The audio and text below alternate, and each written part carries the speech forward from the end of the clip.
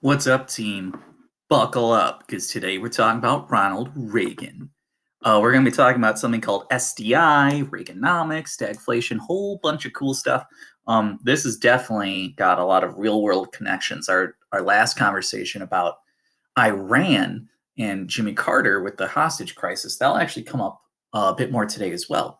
Um, let's first talk about Ronald Reagan. He's going to be elected president after Jimmy Carter. So he actually beats Jimmy Carter. He's a Republican. Jimmy Carter was a Democrat. And Jimmy Carter's failed reelection. The situation I ran enough was to kind of give you an idea of how people thought he was handling things. But Reagan also had some dealings with Iran. Remember, this is all happening still during the Cold War.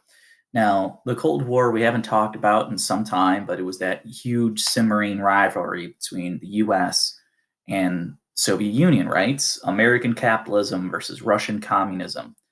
And we had tried all sorts of forms of containment, Truman Doctrine to try and combat communism. And Ronald Reagan is an absolute Cold War warrior, certainly doing his best to combat communism wherever, even to the extent that he would do some things that would be frowned upon. This is a pretty complicated chart showing what's called the Iran Contra affair. Now, the Iran Contra affair is kind of a Cold War connection and Iran connection. So there was a group in Nicaragua called the Contras. Now, this was a group fighting communism. And you would think traditionally Truman Doctrine would say we will supply anyone fighting communism. But in this particular case, Congress had ruled that we would not. We would not help this group called the Contras. Now, Reagan and the CIA decided to help the Contras anyways, even though Congress said you couldn't. And to make matters a little worse, what happened was America sold weapons to Iran, who we weren't supposed to be talking to because of the hostage situation, then used that money to fund the Contras. So it's really two negatives. The first negative, you have weapon deals with Iran, who is pretty much an enemy of America. And the second problem is that you're supplying a group that Congress said we wouldn't. Now, this comes out, it takes years for all this to come out. A few heads do roll. A few people go to jail. Reagan has to apologize to the American people. It's a very strange apology. It's because at first he denied any of this was involving him in wrongdoing, and then later he said when he made those statements, he felt they were true, but now looking back, he knows they were false, which is a weird way to say he lied. But yeah, so this is kind of a black mark on his presidency. But the thing we really want to focus on today isn't dealings with Iran, it's the economy. So throughout the 70s, so like leading up to Reagan's time in the presidency, we have a lot of bad stuff going on. We got inflation happening, which again is your purchasing power going down. Here's a good visual of that. In 1972, you could buy all that for 20 bucks. But by 2012, you can only buy that for 20 bucks. Your value goes down. Inflation, as we can see here, was going up, up, up during the 70s. Not a good thing. And not only was inflation going up, but unemployment was as well. This is a real bad thing called stagflation. Unemployment and inflation happening together. So when Reagan takes office, the economy is not doing well at all. And he comes up with something called Reaganomics. It's going to be his plan for the economy. And I attached a little video of a speech of his from 1981, but I pulled out what I thought were like the core ideas of what Reaganomics would become. This first part of the quote says, "I'm speaking to you tonight to give you a report on the state of our nation's economy. I regret to say that we're in the worst economic mess since the Great Depression." There he is talking about stagflation. America's in trouble. So let's try and figure out where he thinks the problems are coming from. Next paragraph. "We invented the assembly line in mass production, but punitive tax policies and excessive and unnecessary regulations plus government borrowing have stifled our ability to update plants and equipment. So this is kind of more of a laissez-faire Gilded Age idea. He's saying that we're taxing business too much and we're regulating business too much. We are slowing down our ability to grow as a country because we have too many rules and regulations on business. And he keeps going on. Third paragraph here.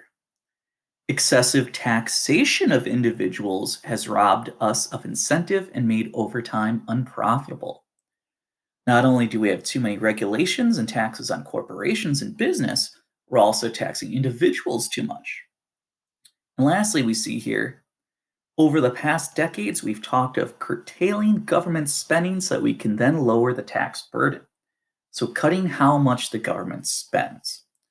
So, if we're trying to sum it up again, we're seeing that we have in this kind of plan for Reagan, we're going to fix our problems by loosening regulations on businesses, cutting taxes not just on businesses but individuals, and also limiting government spending.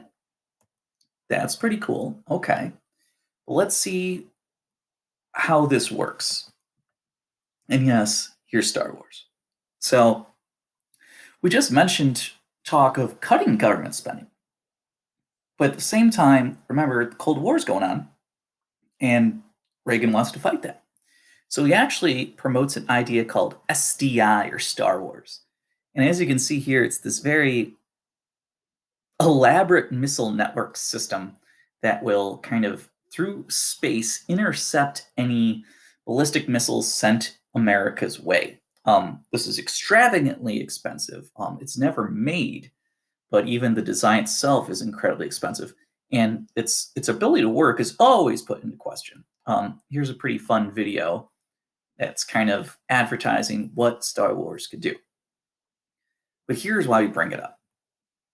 A lot of people credit this excessive spending by Reagan as a reason for the Cold War's conclusion, that we weren't able to beat the Soviet Union on the battlefield. That was unnecessary. We were simply able to kind of economically outrun the Soviet Union.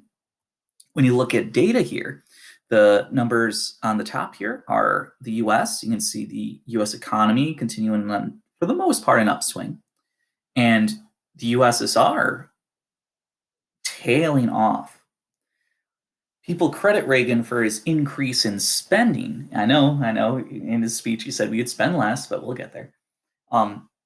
As a reason for kind of forcing the Soviet Union economy to tank. I like to kind of compare it to a race, right? If I'm running a mile race by myself, I'm going to pace to my own standards, right? But if I'm running with someone faster than me and I try and keep up with them, there's a chance I can burn out and not finish.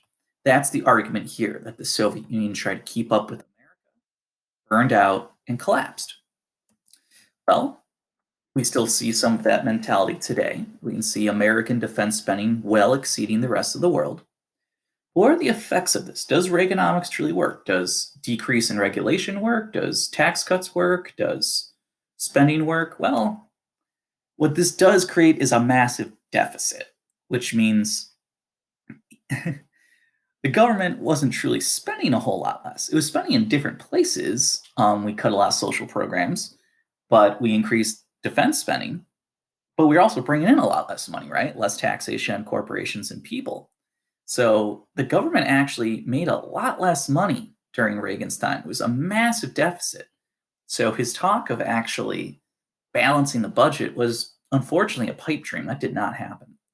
And as far as those tax cuts were concerned, a lot of critics point out that they're focused mainly on the upper income earners. So the idea being that if you open up wealth at the top, it will trickle down to others. And if you look at the historical trends, did that achieve pulling people up the economic ladder? Unfortunately, the answer is no.